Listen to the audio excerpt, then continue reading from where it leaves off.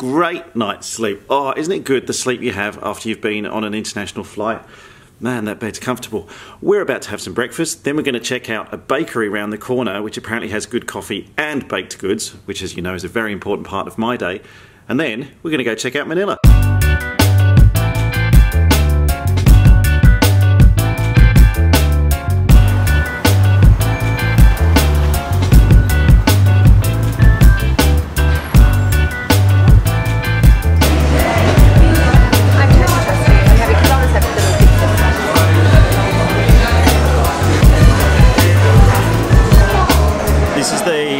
It's called the Wildflower Cafe and Bakery here in Makati, not too far from the hotel that we're staying at, on a street called Rada, if you're looking it up.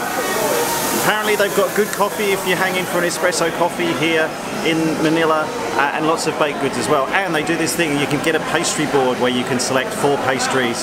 I think it's 450 Philippine peso. So you just go up and select your favourite 4 and then eat them.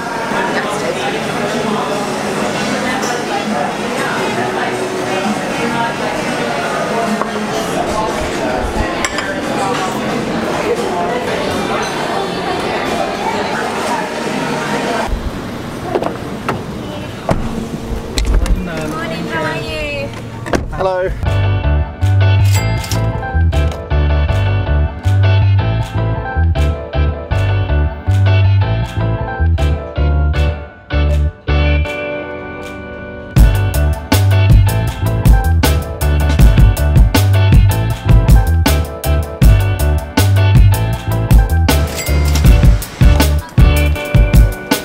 We've decided to come down to, this place is called Fort Santiago. Kind of at the north side of Manila. It's about 6 kilometers from where we're staying in the hotel, and yet it still took about an hour to get here through all the traffic. It was a really interesting journey actually. We just jumped in a grab and made our way up here to Fort Santiago, but crazy traffic, man. I mean, I complain about the traffic in Melbourne, but the traffic here, it was bonkers. But anyhow, this is a very historic site in the history of Manila. Created in the 1590s by the Spanish, so there's a lot of Spanish history here in Manila. Occupied in the Second World War by the Japanese. We just thought we'd come down here and check it out, get our history on.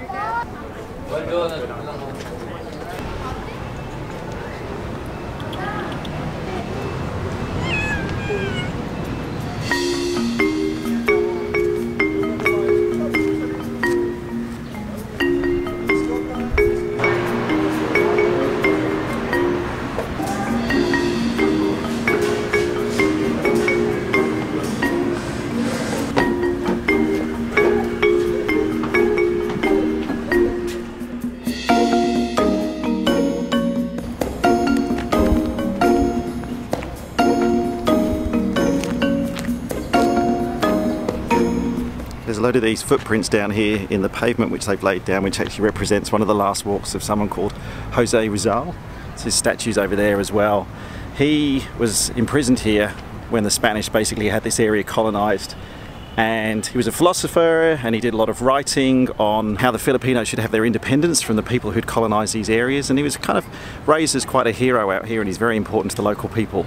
He was executed here in Manila as a result of his rebellion against the Spanish, and he's considered really important with the people here as part of actually gaining their independence from all the people who'd basically colonized the areas. I don't think I explained that very well, I don't think I did that justice, but look him up on Wikipedia. It's a very interesting story actually. Jose Rizal, bad pronunciation, I'll put the spelling down here.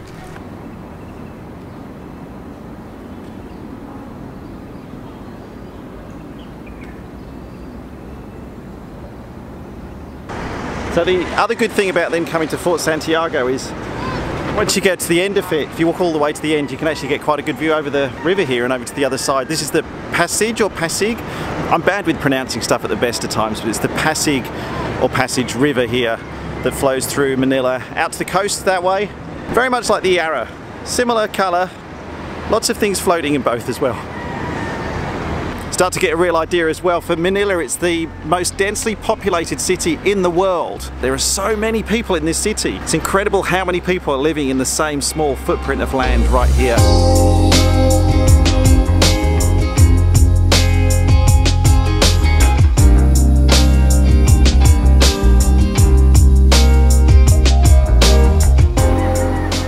And now I've lost Jack. Jackie?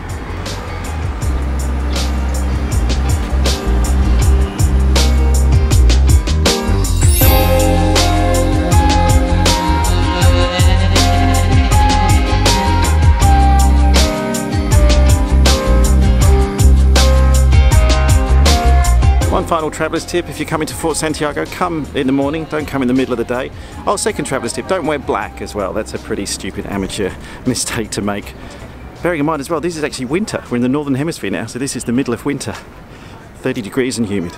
I'm now going to record this whole sequence again because I didn't hit record. Anyway, I was basically just saying, we're done with Fort Santiago now. It's really well worth coming down and having a look, actually, if you're interested in the history of the Philippines. Even if you're not as interested in the historical side of things, it's just a nice building to have a look at and a good place to come and visit and learn a little bit more about how the Philippines came to where it is today. But we're done here now. It's getting really hot as well, and this black t-shirt is not doing me any favours, so we're going to head back to Makati, probably get some food and have a look around the local area there.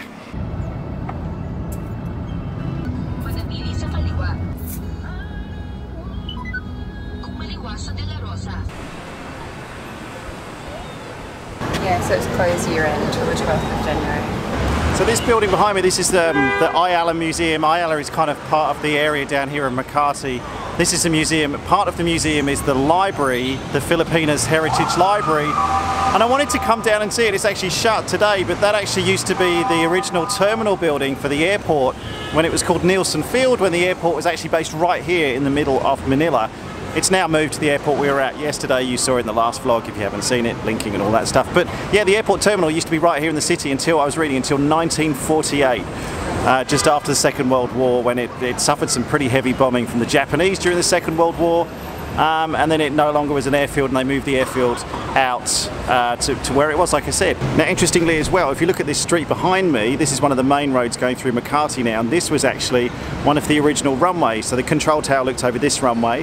There was another east-west which ran just, you can't really see it from here, but it's behind that big building over in that direction. And yeah, there were two runways operating. The control tower was just here as well.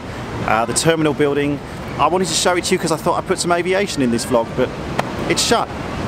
Don't blame me, blame Christmas. Blame Santa. Actually, don't blame Santa. Okay, back at the hotel quickly.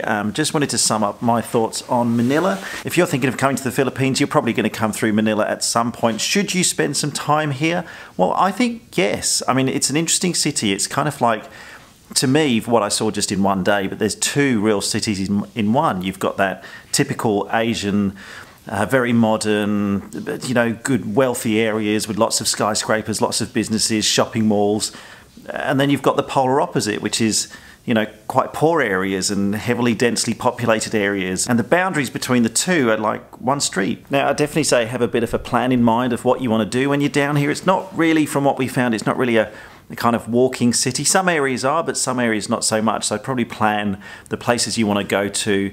And we used Grab just to get around, or use taxis or other transportation, but have an idea of where you want to go instead of just kind of aimlessly wandering. It's not so much of a wandering city as some others that you may visit. And look, it's maybe not the prettiest or even the cleanest of all the cities out there, but do you know what? It's actually one of the friendliest that I think I've been to for quite a long time. The people are genuinely really nice. There's really good security in a lot of places there. I mean, there are armed guards on the corners of a lot of streets and sometimes actually in the shops themselves, but it feels safe, the places that we went to, and the people we spoke to were very friendly. So I think it's just a case of, if you are coming here, you know, get outside your comfort zone a little bit, give it a try, and you might be surprised by what you find. All right, that's all for now. We're off to get something to eat, and tomorrow, back to the airport because we're flying again.